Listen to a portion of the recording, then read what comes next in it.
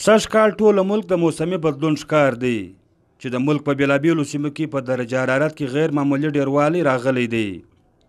د موسمي بدلون په دغه کړۍ کې سرحدي ښار چمن هم شامل دی چې د تېرې یوې هفتې څخه درجه حرارت 44 بیا تر 45 سنټیګریډه پورې ریکارډ کړل شو.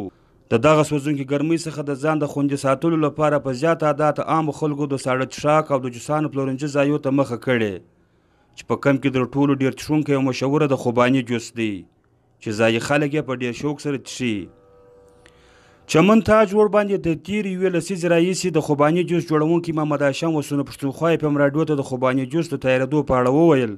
دا لنده زردالو دی، دا په بلوچستان کې هم شته، په افغانستان کې هم شته، خو دا لندې موږ یې وچ کړو، بیا مثال یوه میاشته قدر 2 میاشتې قدر یې وچ کړو، بیا موږ دا کښت ځینې جوړوو. دا کښت خو نه بس موږ ماښام یې خشتي کړو، سهار یې بس برادر ماشین در موټه وباسو، موږ ور خشتي کړو، بیا هغه کومې کښت خلک غواړي موږ یې وتر مازه ته جلا ځینې ور واچوو، دا نور کښت بس موږ در کیمیا در ماشین وباسو یا در جوسر کې میده کړو، بیا ور واچوو. محمد هاشم د قیمت او سږ کال د زیاتې ګرمۍ په کاروبار اثر کولو په اړه وایي. سږ کال بیا ډېره ګرمي ده، زیاته وځي، 25 کیلو 10 کیلو دونه ته ځان ورسوو، ګرمي زیاته ده. سکول کوچنیان دي دا راځي، د بازار لارویان دي، مزدوران دي، بس دا راځي بس چې دا د ګرمۍ دپاره بس ډېر ښه دي. خلک نو دا په بازار کې نور شربتان هم شته، خو بیا هم بهرحال دوی دغه شربت ته راځي، وایي دا ښه دی، دا د ګرمۍ دپاره د معده د خنکه کوي. تاوان نیست، تاوان نه لري، بس نو دي مستانه شته، هر څه شته، شریخ شته، دوی راځي بس دا څښي. 4 ترموزه 5 ترموزه موږ باس پر دا ځای باندې په 10 پی په 10 پی په 10 پی بس دغه یې باید.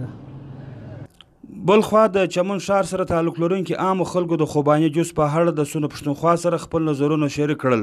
دوی وایي په چمن کې دا وخت 43 ګرمي ده، زیاته ګرمي ده، نو موږ ګرده ورځ کار کوو، دا ټیم بس د لیړۍ والا راسو دغه جوس جوړي، د الوبالو جوس، د کښتو جوس جوړي، دا څښو، دا ډېره خونکیا لري او موږ بیا وبسایو.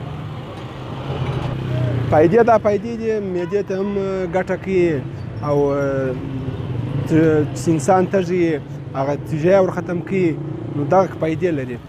ډېره ګرمي ده والله چې درود څلوېښت روانه ده، کدو څلوېښت، خورما والا، کښت والا چې دی دا چې وچ شي ګلاسګۍ نو دغو نه ټنډایي و دا زیګره دغه ته ورکړي بدن ته.